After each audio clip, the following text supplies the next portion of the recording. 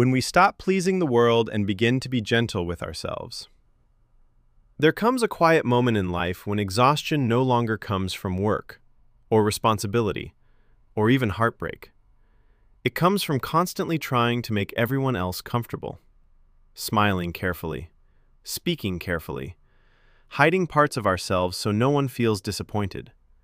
For so long, many of us lived as if walking on thin ice, afraid of conflict, afraid of being misunderstood, afraid of losing people if we became too honest about who we were. So we learned to adjust ourselves, to stay quiet, to agree more than we wanted to carry discomfort silently so others could remain at ease. And at first, it feels like kindness. But here's the truth. There is a loneliness that comes from abandoning yourself too often. A quiet emptiness that grows each time your own feelings become the last thing you care for.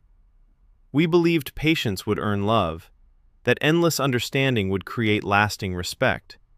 But life teaches differently. The more we tolerated what hurt us, the more invisible we became.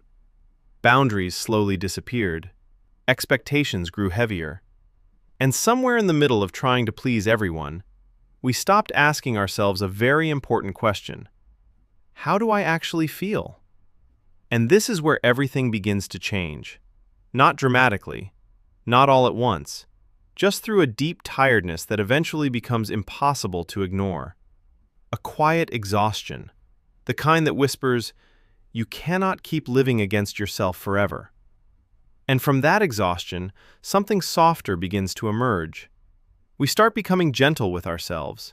Not selfish, not cold, just honest.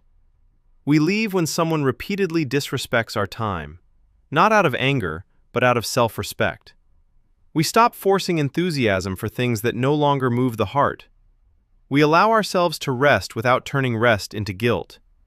We stop apologizing for needing silence. And slowly, attention begins returning inward. What do I need today? What feels peaceful to me? What am I constantly tolerating that quietly drains my spirit? These questions change a person. Because once you begin listening to yourself honestly, the world starts losing some of its power over you. And here's the surprising part. Most of the fears we carried never destroy us the way we imagined. When explanations become fewer, life does not collapse. When boundaries appear, not everyone leaves. Yes, some people drift away, but often, the people who only loved the convenient version of you are the ones who disappear first. And perhaps that is not loss. Perhaps it is clarity. Because those who remain for something real. Not because you constantly shrink yourself to keep them comfortable, but because they genuinely respect who you are. And this is the emotional truth many people discover too late. Respect often begins the moment self-respect begins. When you stop tolerating what wounds you, life responds differently. Gentleness no longer means self-erasure. It becomes wisdom. The wisdom to walk away from what disturbs your peace, to stop carrying conversations that exhaust the soul, to let silence exist without needing to fill it constantly. You begin protecting your inner world carefully. You sleep when sadness arrives instead of fighting yourself. You delete memories that hurt more than they heal. You say, "I miss you," when love feels real. You eat when hungry, rest when tired, cry when overwhelmed. Simple things, human things. Yet many people spend years denying themselves even this softness, because they were taught that endurance matters more than peace. But life is brief. Too brief to spend it constantly performing for others. Too brief to shape yourself around expectations that were never truly yours.